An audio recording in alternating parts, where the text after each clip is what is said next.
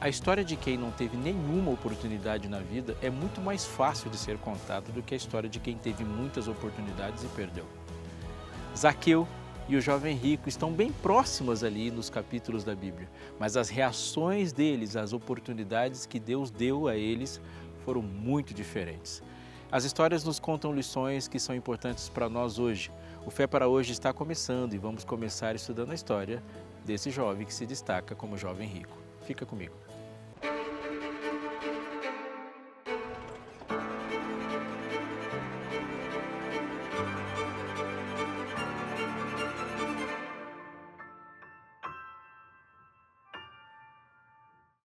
Estamos de volta com Fé para Hoje com um convite para você a participar da maior e melhor escola do mundo estudando neste guia aqui de estudos Jesus, o restaurador da vida. Esse guia de estudos chegará de forma totalmente gratuita a você se você pegar o seu telefone agora e ligar para a 0 operadora 12 21 27 31 21.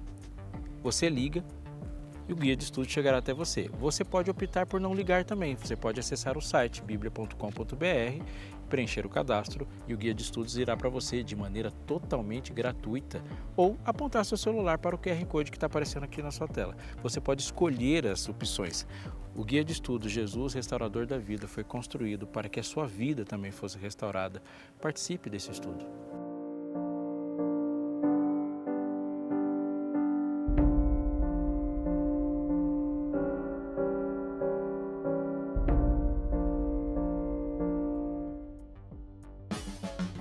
O Evangelho de Lucas, capítulo 18, a partir do verso 18, começa essa história. Certo homem de posição perguntou-lhe: Bom mestre, que farei para herdar a vida eterna? Respondeu-lhe Jesus: Por que me chamas bom? Ninguém é bom senão um que é Deus. Sabes os mandamentos? Não adulterarás, não matarás, não furtarás, não dirás falso testemunho, honra teu pai e tua mãe. Replicou ele: Tudo isso tenho observado desde a minha juventude. Ouvindo Jesus, disse-lhe: Uma coisa ainda te falta.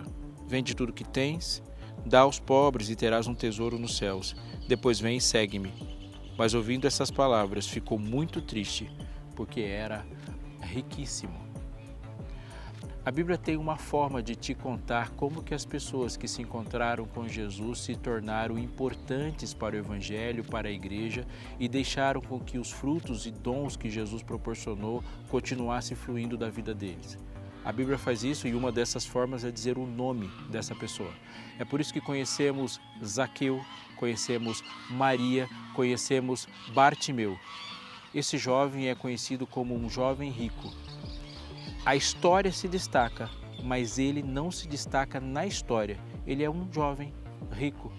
Ela já dá de cara um sinal do que acontece quando nós nos tornamos negativos às oportunidades que Deus nos traz. O nome desaparece e nos tornamos iguais a muitos outros. Quantos jovens ricos existiam na época de Jesus? Muitos. Ele, para a história, ficou mais um, ao contrário de pobres que tinham seu nome escrito.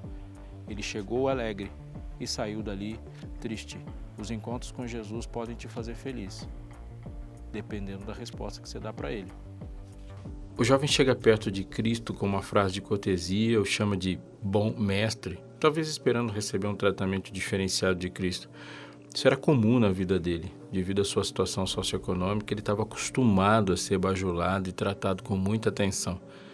Porém, Jesus conhecia aquele jovem profundamente e sabia que ele não precisava de palavras de elogio, de bajulação. Ele precisava ser confrontado com a sua situação interior e com o vazio que habitava o seu ser. Na vida daquele jovem existia abundância de recursos financeiros, mas uma total ausência de capital espiritual. Ele era rico financeiramente, mas era pobre, miserável espiritualmente. A pergunta que ele fez a Cristo retrata bem isso. A análise do relato de Lucas nos traz informações muito importantes na maneira como esse jovem se apresentou diante de Cristo e a maneira como Cristo o desmascarou, mesmo que com amor. O texto de Lucas também tem seu paralelo nos outros evangelhos, o que nos dá uma informação também muito importante. O evento, ele é significativo para a história do evangelho. O evento se torna importante porque todos os evangelistas o relatam e todos os evangelistas o repetem, mas note, certo homem de posição perguntou: Bom mestre, a resposta de Jesus é: por que me chamas bom? Ninguém é bom senão um que é Deus. A pergunta de Jesus para ele coloca ele contra a parede e diante de Jesus, exigindo uma resposta do seu coração. Jesus precisava se identificar e ser aceito por ele como Deus. Se você no seu coração só considera Deus digno desse título de ser bom, por que você está me chamando de bom? O que Jesus está dizendo para ele é assim: só Deus pode ser chamado de bom. E o que eu vou dizer para você, você vai responder para mim, me considerando como Deus ou não. Ou seja, dizer não para Jesus naquele momento era dizer não para alguém que estava mantendo o coração dele batendo. Negar a Jesus naquele momento era negar alguém que estava dando a energia vital. Por que me chamas bom? Só Deus é bom. Ou seja, admita, você está falando com um ser todo-poderoso e divino. E dizer não para o chamado evangélico é dizer não para Deus. Isso é de uma tremenda seriedade. A pergunta para ele é: que farei para herdar a vida eterna? Olha a contradição da pergunta. Herdeiros não fazem.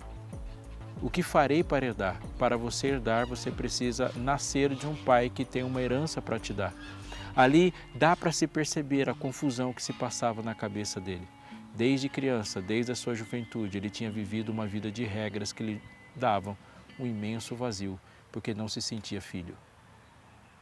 Assim como aquele jovem, muitas pessoas na atualidade têm muitas posses, casas, carros luxuosos, dinheiro, conseguem fazer viagens para países distantes, mas vivem com um vazio existencial angustiante. Enquanto estão nos holofotes da fama e da riqueza, parecem estar bem, mas quando deitam a cabeça no travesseiro e estão sozinhas, derramam lágrimas de solidão e angústia. Aquele jovem vivia assim. Você já se sentiu assim? Se sente assim nesse momento? Então continue comigo na análise dessa história.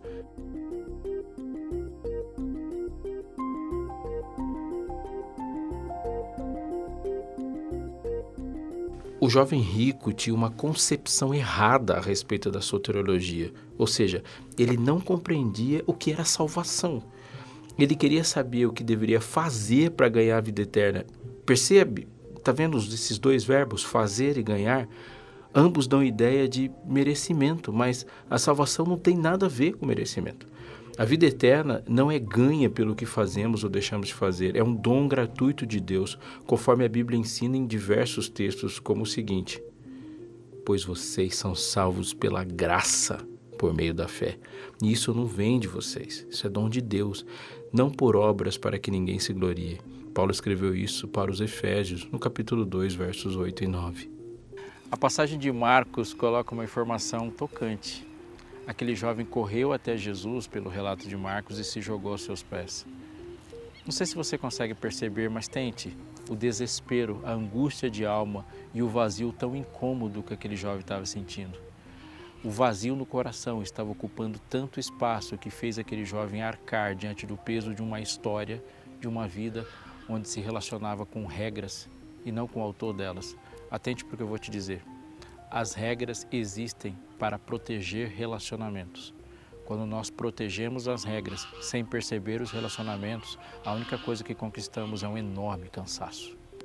A pergunta do jovem governante e rico talvez possa ser parafraseada da seguinte maneira: que devo fazer para participar da salvação no final da era? Unido a isso, estava sem dúvida o anseio de obter a confiança aqui e agora, de estar avançando na direção correta rumo a esse destino final. O jovem parecia estar disposto a fazer o necessário para viver com a tranquilidade de estar no caminho da eternidade. Os mandamentos funcionam como um espelho, um diagnóstico da real condição que nos encontramos num relacionamento com Deus. Os mandamentos são regras de relacionamento onde nós conhecemos como devemos nos portar diante do Deus que nós adoramos. É através dos mandamentos que nós conhecemos os gostos de Deus. Os mandamentos são a parte externa da parte importante que Deus nos delegou, que é o que acontece no nosso coração. Eles são reflexos do amor. É importante também mencionar que os mandamentos não têm regras para a salvação. Um exemplo. Você pode transgredir uma lei de trânsito passando a 140 por hora numa estrada onde o limite de velocidade era 120. Na lei está escrito qual era a velocidade, qual é a pontuação da infração e qual é o valor que deveria ser pago. Mas na lei não está escrito onde é que você arruma o dinheiro para pagar a multa que está prescrita na lei. A salvação de transgressão da lei não está prescrita na lei, mas a lei tem a importância de a gente compreender se estamos ou não transgredindo, ou que ponto estamos no nosso relacionamento. No diálogo com aquele jovem, Jesus cita apenas os mandamentos da segunda tábua. Percebendo a estrutura dos mandamentos, amar a Deus sobre todas as coisas, a primeira tábua, amar o próximo como a ti mesmo, a segunda tábua, e Jesus só cita os mandamentos da segunda tábua, ali Jesus coloca mais um elemento no diagnóstico. Você precisa amar, querido, e você precisa amar o próximo. A resposta de Jesus precisa ser compreendida para que não gere conclusões erradas. Jesus responde à pergunta com a situação de alguns mandamentos. Mas ele não está falando sobre salvação pelas obras. Jesus cita a lei não como forma de salvação, porque ela não é. Cristo está apontando a lei como maneira de desnudar os pecados daquele jovem.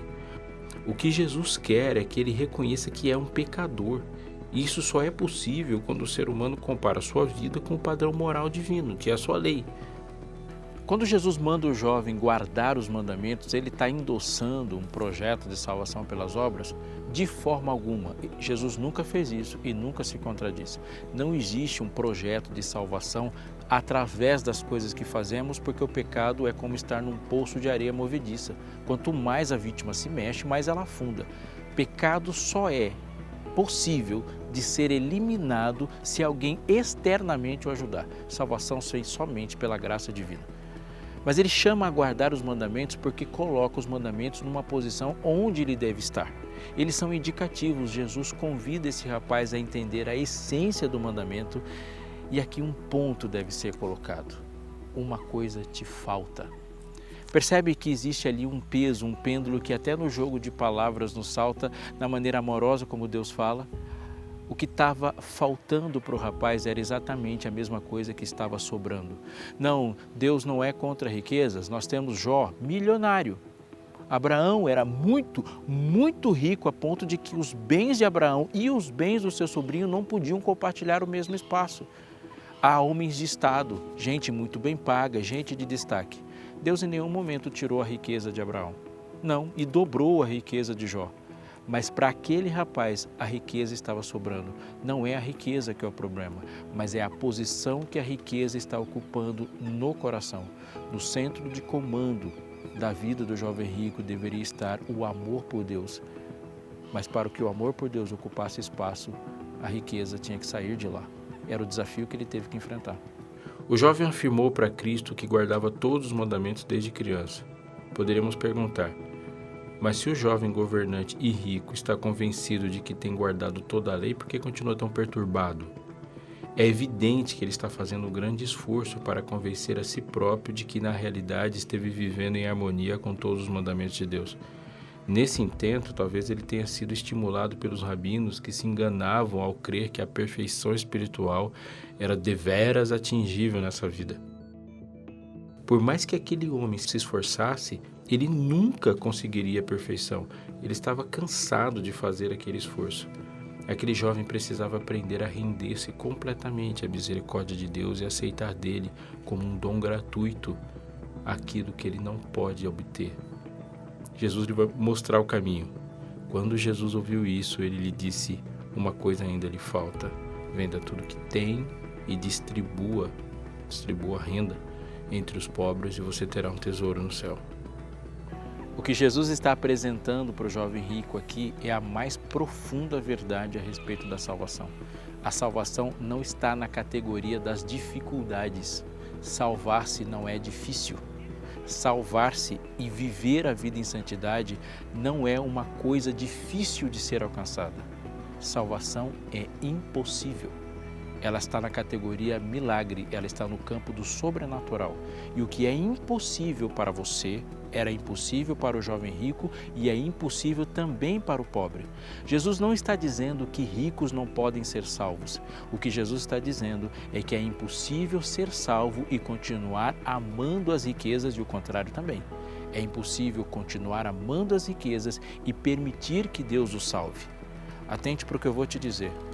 A coisa mais cara que você vai entregar na sua vida para ter a vida que você quer ter amanhã é a vida que você tem hoje. É impossível ser transformado se você continuar apaixonado pela pessoa que você é hoje. Se você ama demais a pessoa que você é hoje, você não vai querer que essa pessoa mude. O que o mestre havia pedido ao jovem rico era algo que ele mesmo já tinha feito em uma proporção muito maior. Jesus tinha dado exemplo. Pois vocês que conhecem a graça de nosso Senhor Jesus Cristo, que, sendo rico, se fez pobre por amor de vocês, para que por meio da sua pobreza vocês se tornassem ricos. 2 Coríntios 8, verso 9. Infelizmente, o jovem não possuía as riquezas. Eram as riquezas que o possuíam. Ele saiu triste porque tinha muitas riquezas. Vendo-o entristecido, Jesus disse: como é difícil aos ricos entrar no reino de Deus. De fato, é mais fácil passar um camelo pelo fundo de uma agulha do que um rico entrar no reino de Deus. Os que ouviram isso perguntaram: então quem pode ser salvo? Jesus respondeu: o que é impossível para os homens é possível para Deus. Lucas 18, 24 a 27.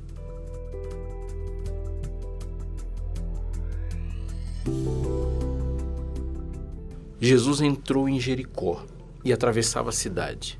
Havia ali um homem rico chamado Zaqueu, chefe dos publicanos. Ele queria ver quem era Jesus, mas, sendo de pequena estatura, não o conseguia por causa da multidão. Assim correu adiante e subiu numa figueira brava para vê-lo, pois Jesus ia passar por ali. Quando Jesus chegou àquele lugar, olhou para cima e lhe disse: Zaqueu, desce depressa, quero ficar em sua casa hoje. Então ele desceu rapidamente e o recebeu com alegria. Todo o povo viu isso e começou a se queixar. Ele se hospedou na casa de um pecador. Mas Zaqueu, levantando-se, e disse ao Senhor: olha, Senhor, eu estou dando a metade dos meus bens aos pobres, e se alguém extorquir em alguma coisa, devolverei 4 vezes mais. Jesus lhe disse: hoje houve salvação nessa casa, porque este homem também é filho de Abraão. Pois o Filho do Homem veio buscar e salvar o que havia perdido. Lucas 19, 1 a 10. Essa é outra história bastante conhecida e vizinha praticamente da história do jovem rico. Elas estão bem próximas no livro. E nós estamos falando de uma outra pessoa rica. Não é um rico como um herdeiro, não é só um rico de elite intelectual, mas ele era um líder de coletores, então ele era e cumpriu uma função altamente rentável naquela sociedade. No sistema romano, o direito de cobrar impostos era vendido aos homens que davam lances por esse privilégio. Esses homens não contratavam outros para fazer o trabalho real e em cada nível dessa operação, o lucro dependia do quanto a população podia ser sobretaxada. A compra de uma concessão de impostos era, na realidade, uma licença para roubar. Zaqueu, pois, teria sido considerado uma pessoa muito proeminente. Ele fora posto como chefe de todo o distrito tributário de Jericó e vizinhança, uma das 3 principais coletorias de impostos da Palestina, estando as outras 2 localizadas em Cesareia e em Cafarnaum. Além disso, Jericó estava no coração e centro de uma vasta rede de rotas comerciais. A cidade mantinha relações comerciais com Damasco, Tiro, Sidom, Cesareia, Jope, Egito ao sul, igualmente com todas as outras cidades e países em todas as direções. Zaqueu sempre aproveitou a máquina estatal para ganhar um pouquinho a mais. O seu nome, que significa puro, justo, era bem diferente na sua prática, mas, sem querer, ele entrou no caminho de Jesus, porque o seu desejo, no fundo, era de salvação. Da mesma forma como aquele jovem rico lutava com seu coração, Zaqueu também tinha um problema no centro de comando da sua vida. O jovem rico encontrava-se com um vazio assustador que corroía ele por dentro. Zaqueu estava com o coração carregado, cheio de pecado, que o arcava também. De qualquer forma, esses 2 personagens, eles dividem e representam uma grande quantidade de gente na humanidade.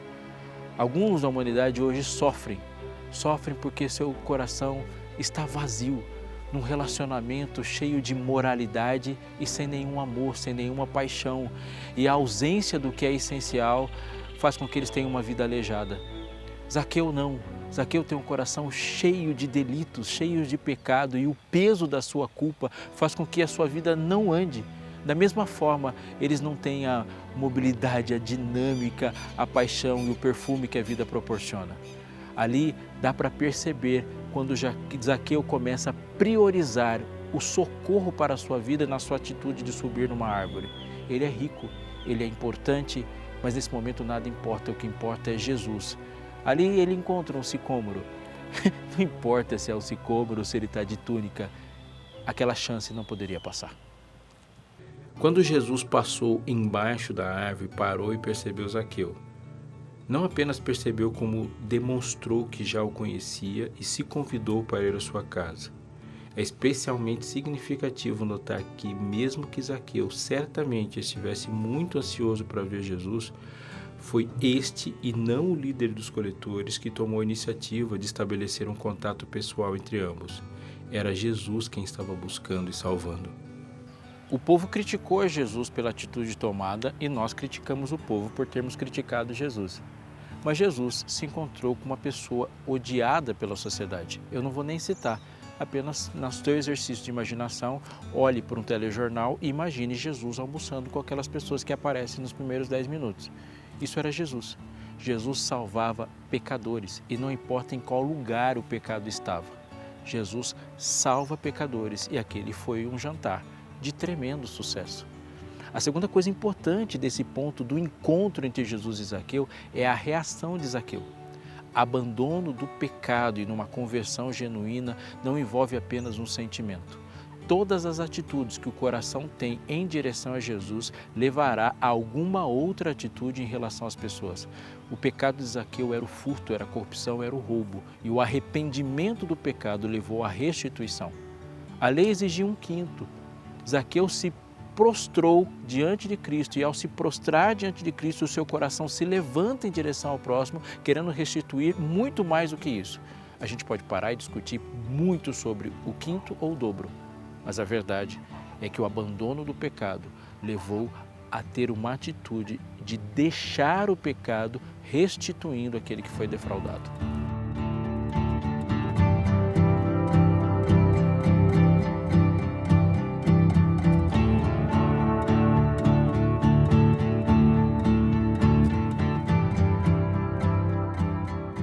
Depois de analisarmos as duas histórias, estamos prontos para estabelecer algumas comparações entre o jovem rico e Zaqueu. Um amava mais o dinheiro, enquanto o outro aprendeu a amar a Cristo. Se compararmos a história de Zaqueu com a do jovem rico, talvez um importante religioso, perceberemos muitas semelhanças entre as duas e ao mesmo tempo muitas diferenças. Mas o que é mais surpreendente é que um queria e não conseguiu, enquanto o outro, que parecia não querer nada, conseguiu tudo.